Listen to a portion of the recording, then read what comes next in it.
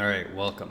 So here we are going to do a full comprehensive Nioh 2 guide. It's going to be a long one. I don't think anything like this really exists on like a comprehensive level. So I am going to do my best to kind of go over everything that we can go over. I haven't played Nioh 2 in a bit. However, with Rise of the Ronin and Nioh 3 and Ninja Gaiden 4 dropping, I'm definitely getting back into it. Okay, so there's a lot to go over. First thing we want to look at are obviously like weapons, equipment, and stances. So, you have a ton of weapons, right? And you're going to get into the game and you're going to be like, all right, what weapon do I pick? Don't worry about it. Pick whatever you want. It's not really a big factor on your overall experience. The loot system is going to drop dozens and dozens of dozens. The next thing we want to look at are stances, okay? So I've heard these explained in numerous ways. I don't really like any of the explanations I've heard. Low stance, think of it as your evasive stance. Mid stance, think of it as your defensive stance. High stance, think of it as your guard, breaking, and key damage stance. That's what I think the best way to think about it is. So one mistake you see a lot of people make is they pick a stance and a weapon. They're like, man, I've been using low stance dual swords or high stance Kusa. And that is not how you want to play the game. You need to get used to switching between stances on the fly. You can pre-shift your stances. We're going to go over all of this stuff. So, think when somebody's blocking, when a human enemy is blocking, you're going to want to be in high stance a lot of the time because these attacks will go through enemies' guards. Active skills will also go through enemies' guards. When you're dodging around, you're going to switch to low stance. If you want to block or parry, you're going to switch to mid stance and then back to high. Maybe you want to use the skill on high and then pre-shift and then Flux 2 back and do your skill again. And we'll go over this in a little more detail. But the point is, get used to all three stances no matter what. Dodge around on low, use mid for blocking and defense, and then high for guard breaks, and then start to kind of work it in a little bit more fluently from there. So next thing, if you look at the top left, you see I'm using key, and then that blue bar comes back. And that, if you press R1, you will do a key pulse. And key pulse gets your key back. You can also do a flux. So if you switch stances on that key pulse, you do what's referred to as a flux, and you get more of your key back. Then there's also something called Flux 2, where you change stances twice, and this gives you even more key back. So a lot of really good players are going to be doing their skills and Flux 2ing constantly, doing a couple skills, Flux 2ing, doing a couple skills, Flux 2ing, maybe pre-shifting, then doing their flux. Pre-shifting is when you switch stances before the key pulse happens. So you see here I'm doing this high stance and I'm immediately switching to mid stance. And then you can flux off of that. This has a lot of benefits in kind of more advanced gameplay. You don't need to worry about it too much now. But let's say you're early in the game, you don't have a lot of skills, and you want to use that high stance skill a lot. While the skill's going off, if you pre-shift, then you can flux 2 and be right back into high. Then you're never off of the stance that you want to be on. So key pulse is pressing R1. Fluxing is changing stances when you would key pulse. Flux 2 is changing stances twice. Pre-shifting, basically when you pre-shift, during the skills animation, be holding R1 and then switch stances before the key bar has a chance to come back. And this has, a lot of different benefits that you can find throughout your gameplay. So that's your basics. Low stance for evasiveness, mid stance for defense, high stance for guard breaking, key pulsing, fluxing, and Flux 2. And you can tell you do a Flux 2 properly because you'll actually see the after image of her or your character, whatever, of Hide switching stances. Now, next, we're going to go over stats and how you should level. So, people, I hate this, people call it a Souls-like, and then they try to insert Souls logic into the game, just like the first Berserker Kazan, but that's really not how you want to play Nioh 2. So when you are going through the game and leveling up, you basically, at first, you do want to level everything pretty much evenly, and there's a few different reasons for this. First are going to be like the passive effects that you get that hit pretty hard soft caps pretty early. Typically getting everything to about 30 is what you want to do initially. I typically start with heart, courage, dex, and magic. Now you might ask, I don't use a lot of jutsu. Why would I want dex and magic to be all the way up to 30? So in Nioh, jutsu isn't like magic, and ninjutsu isn't something you're using as like for a build as offense, like in Dark Souls. Like you're not in Dark Souls and Elden Ring, you don't really use magic unless you're doing a magic build. That's not how Nioh works at all. You want to get your ninja and magic both to 30 as quick as possible, and you're going to rely on Omnio for buffs. There are some very powerful buffs you can get, like barrier and protection and, arch yokai, extraction. These are all carnage. These are all very, very beneficial buffs that you can utilize. So even if you're not running, this happens to be like a Blood of the Yokai build, where I'm basically like a yokai mage, where I use low cost Onmyo in order to build up anima, so I can spam my soul cores to my heart's content and stay in yokai shift for a really long time. So I like the build. It's a cool build for sure, but not something that you can do pretty early. So get magic and dex to 30. That's going to allow you to have the max number of those items equipped.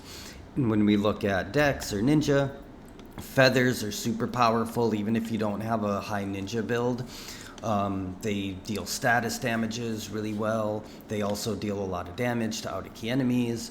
I don't remember where everything is, but there's power pills, there's catwalking and sneak thief scrolls, there's second chance scrolls. Also in Onmyo you have familiars, which are like the strongest thing in the game. You let a familiar rip and you basically are dealing constant status effects to your enemies. So definitely something that's worth doing no matter what your build is.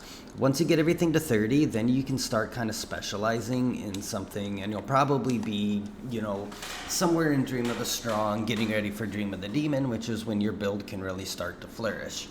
Now let's go over status effects. So water, you deal increased damage. Lightning, it slows the enemy down, and fire is obviously fire. It works like a damage over time. There's also something called confusion, which is done when you get 2 status effects on the enemy at once. So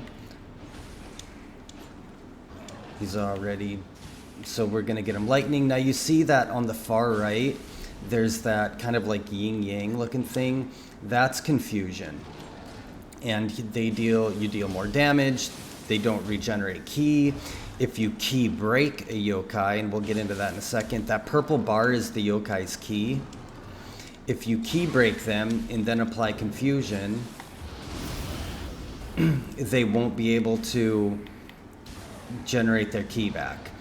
Well, I guess he did. I don't know. I could have sworn that was a thing. Maybe I'm wrong, but I'm almost positive if you do it properly, it is. I probably was just a little too late, and he was already like in his ki recovery animation.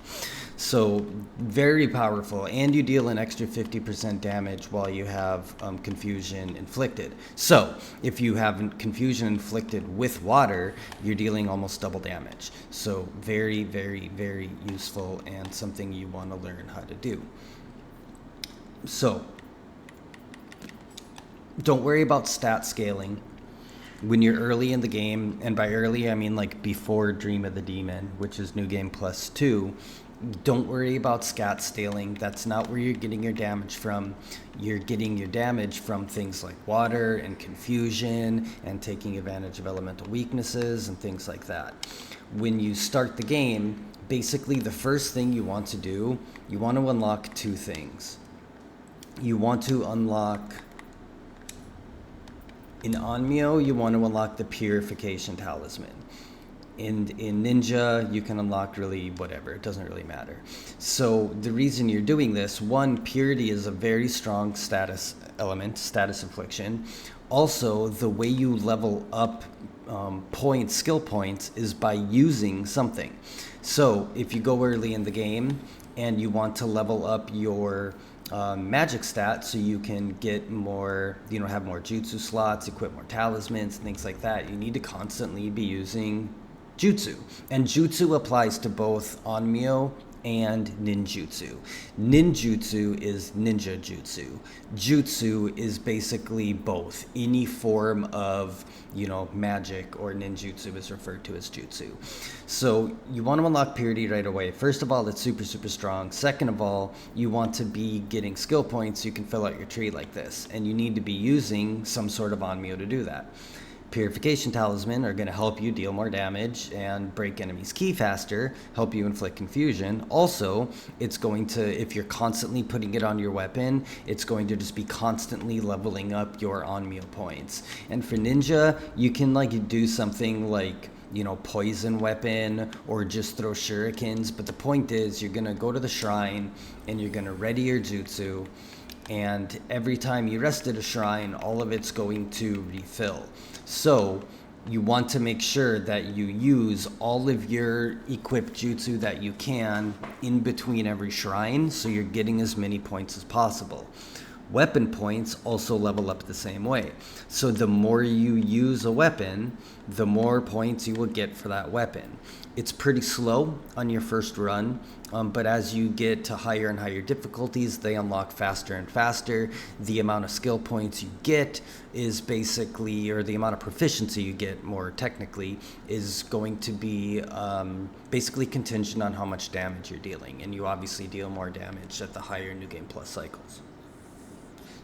So, if you want spear points, equip the spear. If you want switchglaive points, equip your switchglaive. It's pretty much that simple.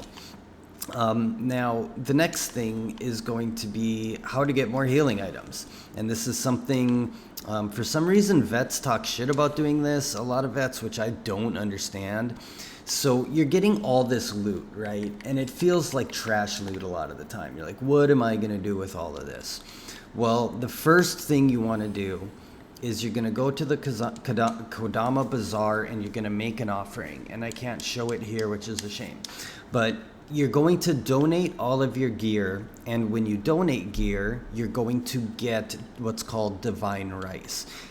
Make sure you donate in the first region of the game until you're at about 300 to 400 divine rice. Then, when you go in to make an offering, you can click on Kodama Bazaar. And you can force it to basically auto-buy healing items, arrows, and bullets. So every time you rest at a shrine, as long as you have enough divine rice available, it's going to max out your heals to 8, max out your bullets, max out your arrows. When I first played, I hated it so bad how you would finally get a decent number of heals and then you'd get to a new region and be stuck at 3 again. And people would be like, well, find the Kodama. It's like, yeah, well, they don't really fucking help you until New Game Plus, because by the time you clear all the missions and have full heals, you're on to the next area, right? And nobody suggested this to me, and when I was like, hey, I finally figured this out, people were like, what a scrub, why are you doing that? Like, well, I'm a fucking new player and I still need healing items. So obviously if you're an advanced player, if you've been playing for hundreds or thousands of hours, it's a different story. But if you're new, go to the shrine, go to the bazaar, donate your trash gear until you have about 300 to 400 divine rice, and then auto buy healing items and whatever else you need. Then, every few missions, check. If you dip below 200 divine rice or so, start donating for a while, and then get your divine rice back up, and then do other things with your gear. What else can we do with our gear? Well, we can break it down for parts, for smithing materials, crafting materials. You can sell it. You can donate it to Muramasa at the tea shop to get various bonuses depending on what he's looking for. So those are kind of the 3 things you want to do with your gear. But trust me, donate, get Divine Rice, get your fucking heals, and don't worry about it. Next thing we're going to look at are a couple of stats, basically. So there is something you can see here called Toughness and Agility. Toughness basically refers to how much you can block. So if you have C toughness, you're going to get guard broken blocking pretty much anything. B toughness, you'll be able to block certain things, but others will guard break you. A toughness will allow you to block a lot more things, so you can get by with blocking a lot more. Agility basically comes down to like your key recovery, and there's a lot of debate on what it actually affects with dodge, if it affects dodge distance, dodge speed. I don't know about distance, but it does definitely help dodging in some manner. So agility also helps your key recovery like pretty drastically. That's kind of the biggest factor, but it also does in some way help dodge. I don't know if it's distance, speed, recovery, what, but I promise dodging feels better unless that is a straight up placebo effect. So when you're picking out the gear that you want to use, you're going to especially in your first run, you're going to be finding the things that have the highest defense and the highest toughness. So what I do, you want to make sure, before we go over that, let's actually look at equip weight.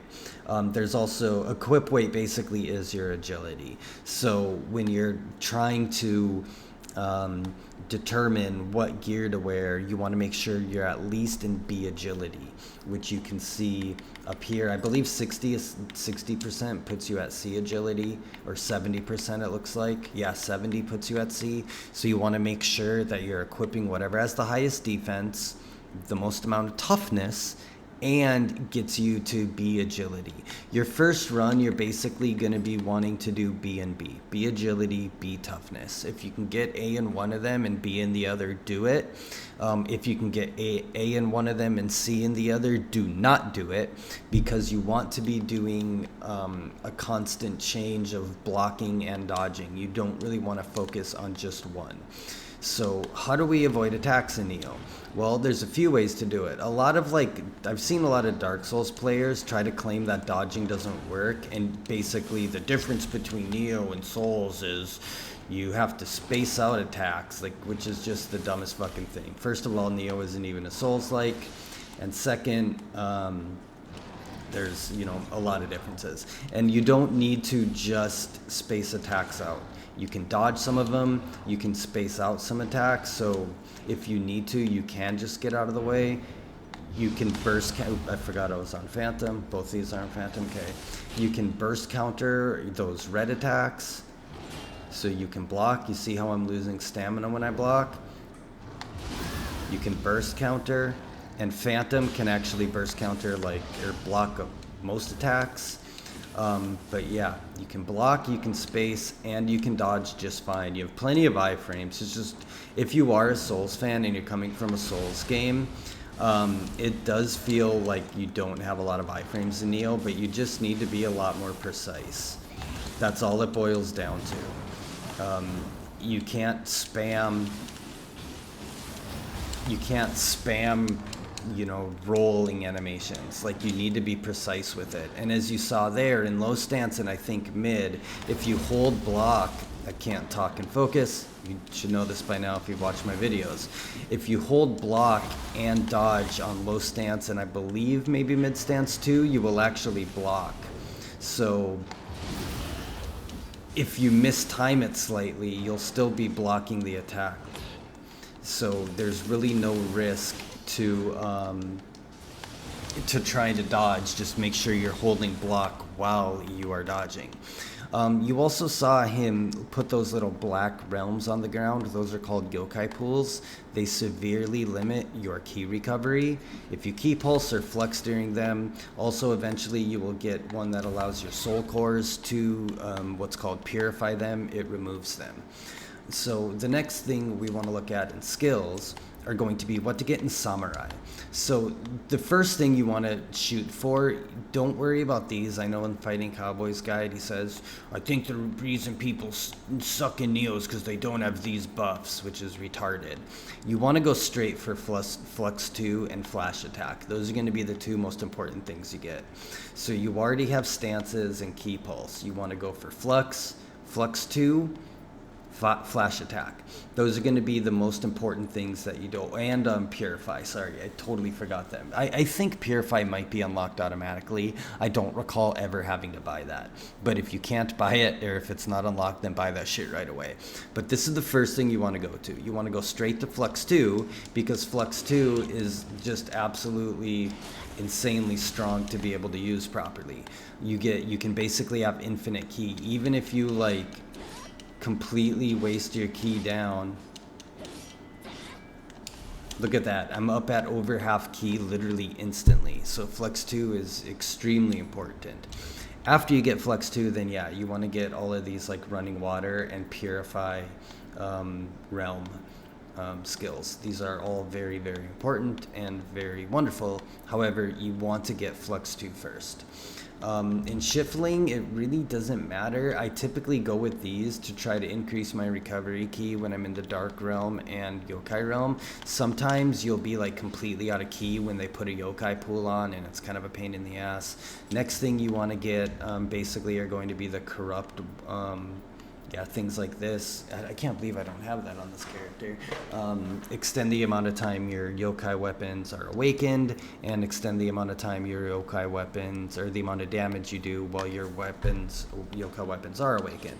So what the fuck are yokai weapons? There's basically, we talked about the different status elements, and you can have your weapons imbued with specific elements. Only two of these are worth it, Corruption and Purity. Corruption is basically like the yokai status. You deal more key damage, you deal more damage when your weapon's awakened. Your weapon basically turns purple and what's called awakens. And then your heavy attacks will do a projectile. I believe they accumulate more corruption, and they are just significantly stronger. Purity is basically the yokai killing, status. So, a lot of people will, if you don't have like a corruption or purity focus build, a lot of people will use purity weapons for yokai, corrupt weapons for humans, but it doesn't matter. You can use corrupt weapons for yokai just fine.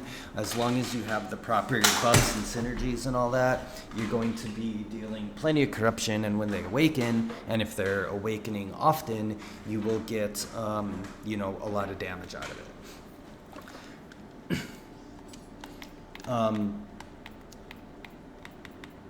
So yeah, I think that goes over most of. We're not going to talk anything about set bonuses or graces.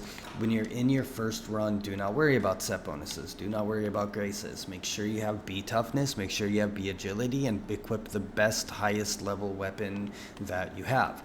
That's really all you need to worry about your first run. What did I drop here? Gauntlets? Alright.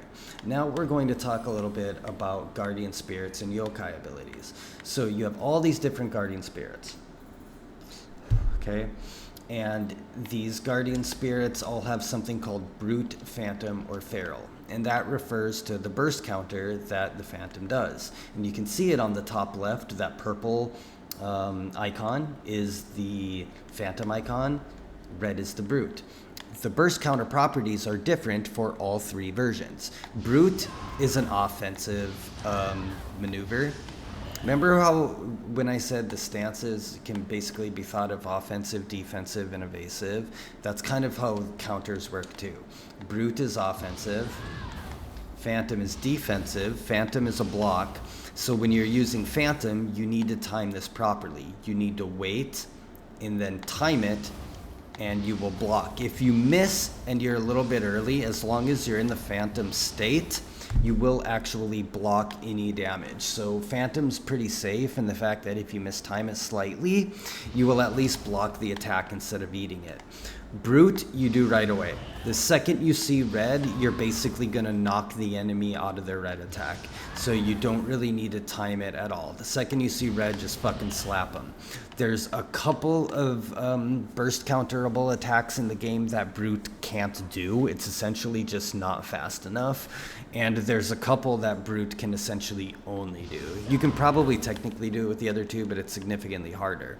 So like if an enemy has the type of animation where they're standing still and they don't like leap into you, and they do some sort of magic attack that has a big AoE, but they're not like attacking into you, then Brute will knock them out of it. And you know, this can block pretty much anything, and you need to time it properly. The last one is Feral, which is basically the dodging type of burst counter or Guardian Spirit, and it's an extremely strong dodge. You can use this as a pretty much get out of jail free card at any time. You know, keep in mind you use a lot of anima when you are you know, just throwing out a burst counter specifically for a dodge. This one also needs to be timed, and your directional input needs to be correct. So when you see the burst counter coming, you have to wait a second, just like Phantom, and then you need to use your directional input to go into the attack and kind of like knock them out of it. You can also use it to dodge out of the way if you want to. So you'll see a lot of like, I've seen a lot of flashy gameplay where people mix this in, where they do a combo, they mix it in, and then maybe like into some sort of soul core immediately after, and you know, I don't know, you can cancel out of it with a lot of things. So now let's talk about soul cores. So soul cores basically, there's two types. So you see how with Kasha here, I don't turn into the yokai. I just stand there and I throw the spinning wheel. But if I use Ippon, I actually turn into the yokai. These have slightly different properties. Soul cores that turn you into the yokai, you can use it to avoid grab attacks. So like this little Enki or asshole, whatever the fuck he is, he has that I got grabbed by it twice trying to talk earlier. But he has a very, very fast grab, like extremely fast to react to. You have to be paying attention and like actively like waiting for it essentially.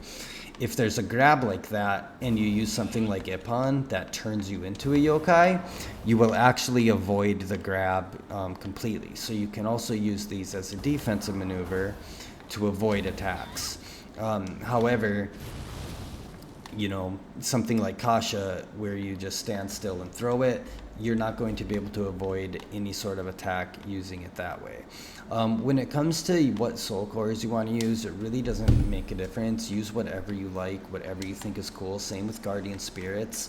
Again, one of the reasons you want kind of a split stat distribution is so you're getting all of these bonuses from all of the different Guardian Spirits. Now you have a primary and a secondary. Your secondary Guardian Spirit, you basically get half of some specific passive. So they give you half of one of them and they choose which one it is. So whichever one's on the back bar, you're basically using,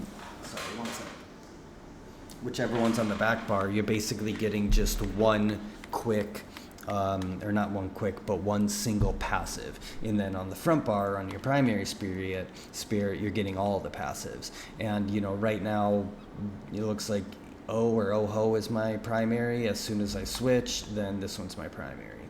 When you switch Guardian Spirits, you see that little thing, that circle, that like progress bar. You cannot switch into yokai form immediately after doing switch, like switching from your primary to your secondary, but you can use a soul core immediately after.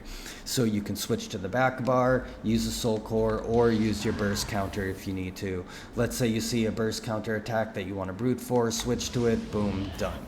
So, you know, utilize both of them, utilize all 6 cores. It took me a long time to get comfortable, for some reason, with having 6 soul cores and switching between the 2 Guardian Spirits. So, I think that covers the majority of what I think is important when you're getting started off in Nioh 2. use your jutsu, build up points. Building up points is very important so you can get the stronger things once they unlock. With Nioh, you want to shoot for familiars, and you want to shoot for things like Guardian Spirit Talismans, Extraction, Carnage, Protection, Steel, Barrier. All of these are super, super important. Or not important, but super useful, I should say. Is there anything else to really go over? I really don't think so. Customizing your skills, that's going to be on you. And what you want to do when you're playing the game, pick a weapon or two that you like, right? And if you jive with it, try to kind of run it for a couple of regions at least. Start equipping more and more skills and using them into your rotation. So I keep pressing Rise of the Ronin inputs. Utilize as many skills as you can. Work them into your rotation.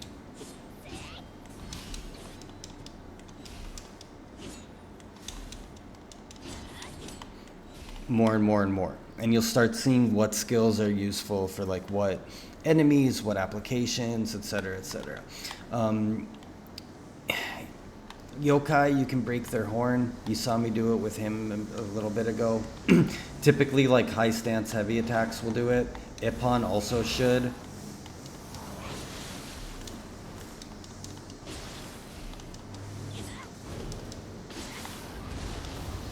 See how I missed the input there? Or I forgot I was on feral. I can't break his horn for some reason. There we go. When you break their horn, you basically key break them, and then you can set them up for a grapple.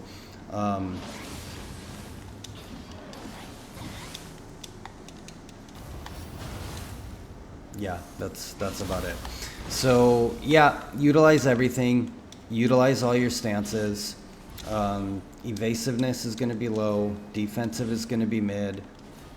Key breaking and guard breaking is going to be high. Make sure you're key pulsing, make sure you're flux 1ing, make sure you're flux 2ing, utilize your soul cores, and try to be kind of creative and flashy with them. Soul cores are also really good for status ailments. So, if you don't have enough jutsu equipped to inflict all the statuses you want, you can use soul cores for them, especially things like corruption and purity. Soul cores and guardian spirit talismans are really, really good. Use your jutsu constantly. Always, it doesn't matter which ones you have equipped, but use them. In between shrines, use as much as possible. Go to the shrine, donate some gear, and get yourself some divine rice so you can have max heals and arrows and bullets at the start of every level. The one last thing, we can show a little bit of crafting. Crafting isn't going to matter. I don't think crafting really matters at all, to be honest with you. People will try to suggest like forging. I should say forging doesn't matter. People try to suggest forging divine equipment in .demon or Dream of the Demon because you have a chance of getting a grace you want. But the two important things you're going to want to do is soul match. So soul matching increases the level and the plus level of your weapons. Do not do this until New Game Plus. On your first run, it's completely pointless. Once you get to New Game Plus, you're going to want to start soul matching. So if I have one weapon at 190 plus 41, and I find another weapon that's at 41, it'll put it at 42. If I find a weapon that's at 42, it's still going to put it at 42. So you're basically only going to get one level unless you go very, very high. So like if I take one that's level 37 and I try to soul match it with something that's, of course I picked something that is, okay, so if I take something that's 37 and I try to soul match it with something that's 42, it'll move it up to 40. So it basically will split it in half at that point. But once you hit New Game Plus, you're going to find a +1 weapon. Then you're going to take another +1 weapon and you're going to make it a +2. Then you're going to take 2 different +1 weapons and make them +2. Then take that +2 weapon to make your weapon +3. And it's a very expensive process, but especially like the later you go, the more and more important soul matching gets. The also very important thing is going to be tempering. So tempering, you can basically like change these affixes, and this is where breaking down your equipment's going to be important. So especially as you get later in the game, doing things like the Twilight missions and breaking down divine and ethereal gear is going to give you these better umber sights. And you can also craft better umber sights with weaker umber sights. And you can use these to change different stats. So life drain, active skill, melee damage versus corrupt enemy, attack bonus strength, blah, blah, blah. Whatever you want to put there. Again, don't really worry about tempering. I would say until at least New Game Plus, or even once you start getting a good ethereal grace, or in Dream of the Demon, when you can start getting like Benzentine, which is going to be the first grace you're probably going to want to go for. But that's how you do it. Remodeling basically allows you to switch the scaling, so you can change it up. It really doesn't make a difference if you have like a pretty even stat distribution. It doesn't actually like increase it that much. It basically splits the scaling between all three. So the way it works in games like this, scaling has like a numerical value of an increase, of a percentage increase. So if you have, you know, A, D plus, D plus, it splits that between these three now. So you're never getting more damage, like overall damage. It just increases which stat and decreases which stats give you that more or less damage. So if you have a pretty even stat distribution early, this isn't going to make a difference. And obviously disassembling, you can disassemble shit, start doing that. You know, after you get some good stuff to donate to the shrine, then you want to start disassembling. You know, you can come talk to her and you can do these things and get different bonuses. So if you want to forge or decrease the amount of cost soul match or temper, which are very, very expensive.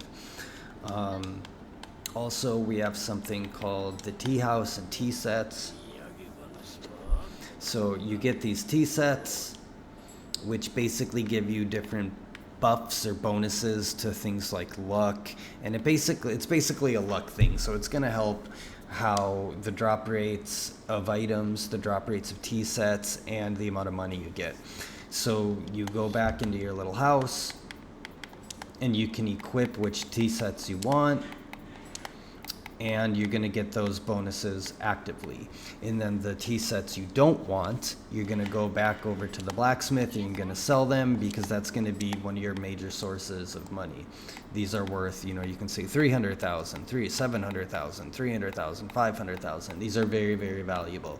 So this is essentially going to be where you get the source of your money once you you know, start getting them frequently, I guess. Don't forget your dojo missions. These are going to allow you to unlock more skills and get things that are called, what are they called again?